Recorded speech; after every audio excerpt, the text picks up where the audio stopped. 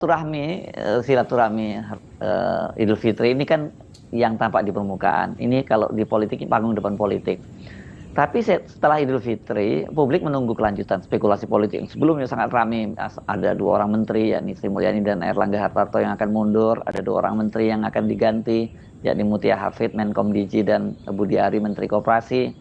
Nah, tentu ini yang sekarang ditunggu-tunggu. Bukan berarti kemudian setelah Idul Fitri semuanya dianggap selesai. Gitu. Ya, tentu juga dalam libur panjang ini akan ada kasakusuk pasti itu soal reshuffle. Akan ada kirim-mengirim sinyal soal siapa yang layak untuk diganti, siapa yang layak untuk mengganti itu.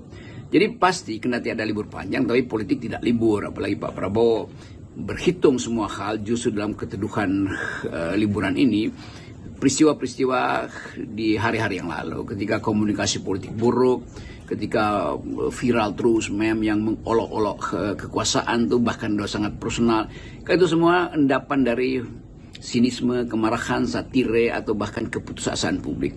Dan itu harus dibebankan pada kabinet yang gagal untuk menghidupkan harapan bahwa Indonesia bisa tumbuh di dalam persahabatan warga negara, bisa tumbuh secara ekonomi, bisa tumbuh dalam peradaban komunikasi yang masuk akal. Itu semua beban yang bukan beban tapi semacam ya PR dari Presiden Prabowo untuk memikirkan ketika hiruk pikuk dan tekanan publik terhadap beberapa menteri atau beberapa pejabat istana itu diajukan oleh netizen, maka itu ada ekspresi yang jujur, ekspresi kemarahan, bahkan ekspresi sinisme. Tapi sekali lagi begitulah politik. Fasilitas yang disediakan oleh demokrasi adalah mengekspresikan bahkan kemarahan, bahkan kejengkelan. Dan mungkin itu membuat mata kita dan kuping kita panas. Tapi hanya dengan cara itu pesan tiba ke kekuasaan, ke Presiden Prabowo. Jadi sekali lagi kita lagi menduga pasti ada politik tukar tambah.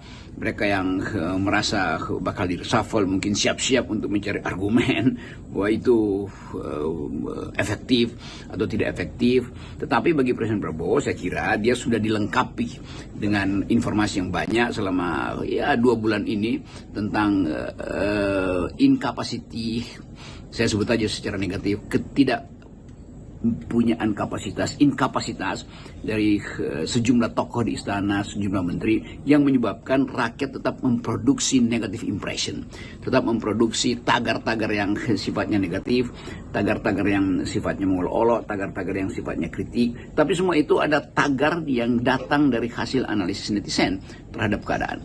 Jadi tidak perlu gegabah untuk melakukan evaluasi dan tidak perlu sakit hati kalau ada kritik yang setajam itu. Sekali lagi ini soal negeri, bukan soal personal.